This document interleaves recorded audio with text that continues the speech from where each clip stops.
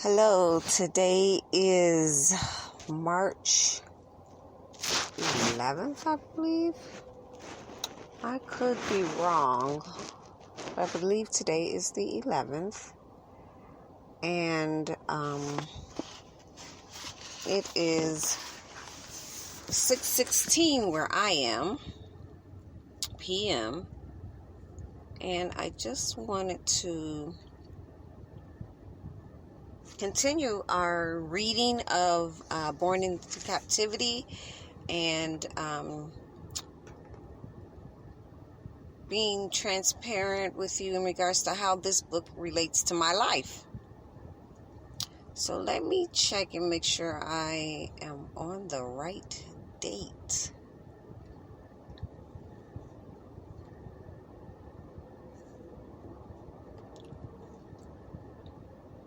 Well, I think today is the 11th. Let's see. No, actually today's Tuesday, March 10th. And it is now 6:17 p.m. where I am located. I just dropped my phone. I hope there wasn't a big distraction or a noise or anything. So I left off on page 26, where Dr. DeGruy speaks about post-traumatic stress disorder in the African American community and how we've never received any type of treatment for those traumatic emotional and psychological injuries. They simply perpetuated the experience generationally by traumatizing their progeny and others within their periphery. Not only does this type of trauma impact the thinking of blacks, but it can make them susceptible to external subliminal suggestions, such as those presented through media propaganda channels.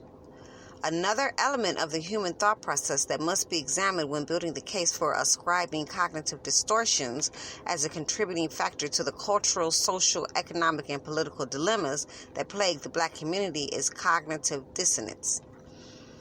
Now, before I get into the cognitive dissonance, media propaganda.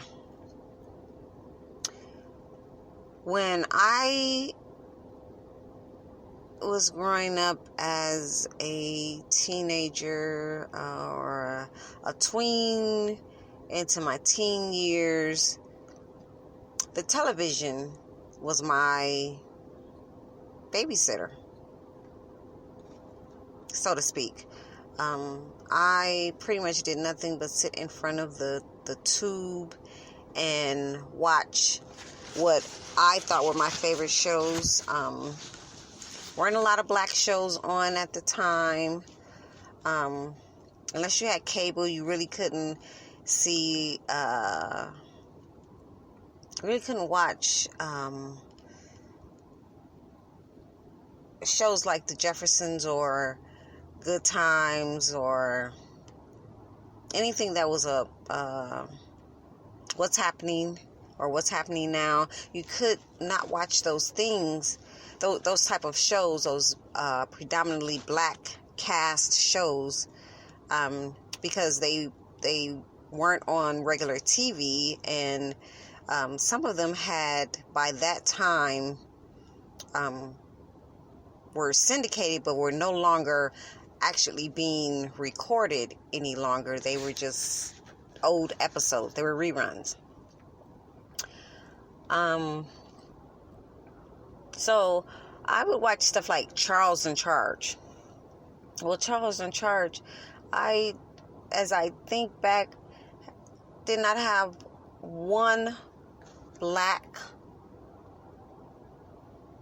person on there. There was no black representation on that show. There was Scott Baio. There was the children that he watched, which were of the dominant society. There were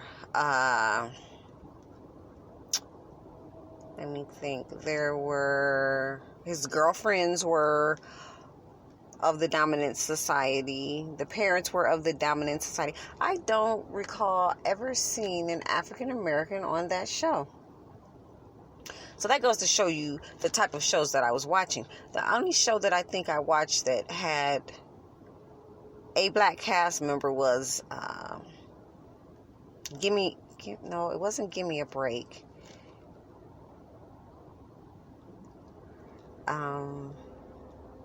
That was when I was younger. The show that I watched that had one black cast member was Facts of Life. I do remember watching that, and Tootie Kimfield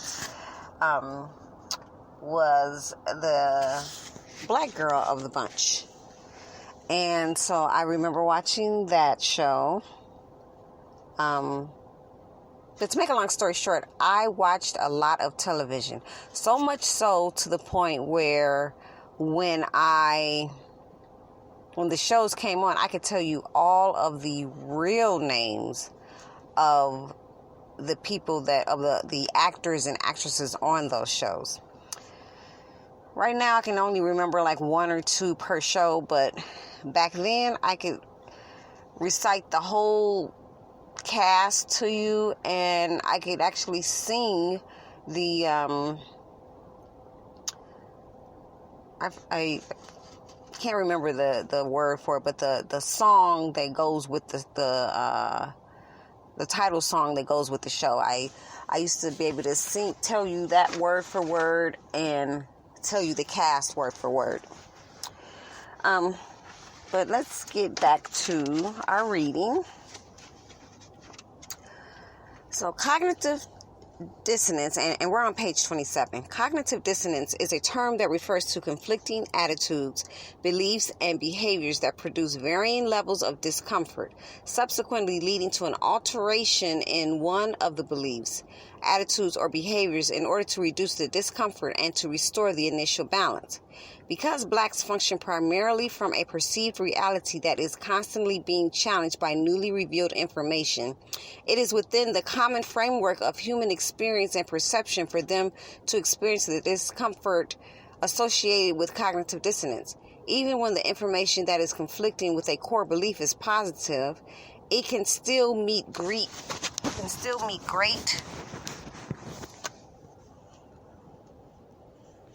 resistance as blacks struggle to reconcile the new information with old beliefs. McLeod, 2008. While the aggregate sum of the possible cognitive distortions that the average black person is experiencing at any given time is too exorbitant to effectively engage in totality in the dissemination of the initial findings of my work, there are some distortions and perceived realities that are at the core of black behavior and therefore must be engaged here. Many of the cognitive distortions that blacks experience are directly associated with the inferiority complexes that are directly associated with the slave experience. While cognitive distortions can be the cause of the erroneous thought processes that lead to poor decisions and erroneous behavior of the black collective, it also serves as the compass for developing an efficacious strategy that will allow blacks to overcome their fallible thought processes to develop positive paradigms that are associated with more lucid and positive perspectives based on the presence of positive information. These cognitive distortions have had a negative impact on the identity crisis that has wreaked havoc on the black collective in America. While the effects of these distortions have been most lucidly expressed in destructive behavior, it can be more effectively addressed when it is viewed as a form of psychosis, a legitimate mental disorder that can be effectively treated. The purpose of identifying cognitive distortions as a primary influencer of the negative behavior of blacks is due to its potential to provide the blueprint that will serve as the guide for treating this psychotic disorder.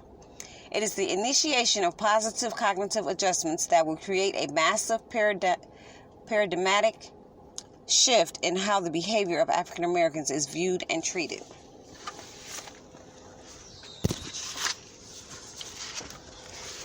While it can be a highly complex endeavor to navigate through the labyrinthine corridors of the social construct that is identified as Black culture, it is necessary to discover causation for the purpose of developing viable solutions to the perpetual enigmatic problems that underwrite the endless struggles of Blacks in America. Anyone seeking to create real solutions must be willing to engage the question. With an abundance of truth being highly accessible, why is it that Blacks continue to exist within the conundrum of dysfunctionality?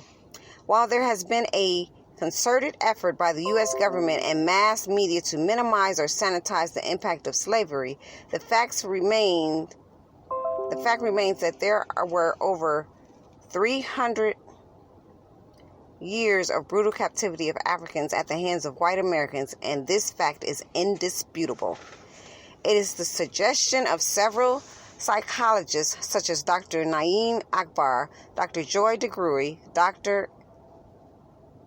Umar Johnson that the inhumane conditions associated with the chattel slavery resulted in a persistent blemish that has manifested itself as post-traumatic slave syndrome, which is comparable to post-traumatic stress disorder.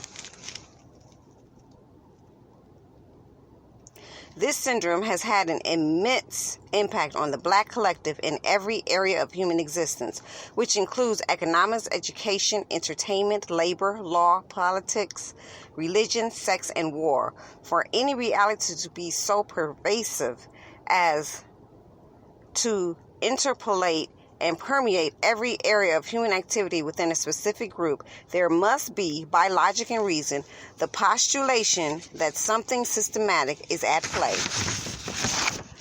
Then that postulation or hypothesis must be tested and proven to be either true or false, but it must be presented as a possibility nonetheless. To contribute to the aggregate complexity of the current condition of African Americans, the introduction to a new school of thought surrounding trauma in the world of psychology has presented new questions. According to this new school of thought, where PTSD ends, complex trauma begins. For any person that is familiar with PTSD, this idea is troubling because PTSD is quite complex in and of itself. I think that is going to be it for this particular recording, and I will probably record some more later. Again, I'm doing this not only to heal myself and to understand what has happened, not only to me, but to my ancestors and to my community. I am doing this in hopes of helping other Blacks or African Americans or indigenous people to heal and to discover and understand the impact that slavery and the negative media and has had on our community as a whole and individually. So again, this will be the end of this recording, and I will be recording and uploading more as we go along. And again, I hope everyone is doing well and things are looking more positive and upward for the people in my community. And I just want to encourage you to continue on a positive journey, and if you're not on a positive journey, to try and get on a positive journey. Thank you.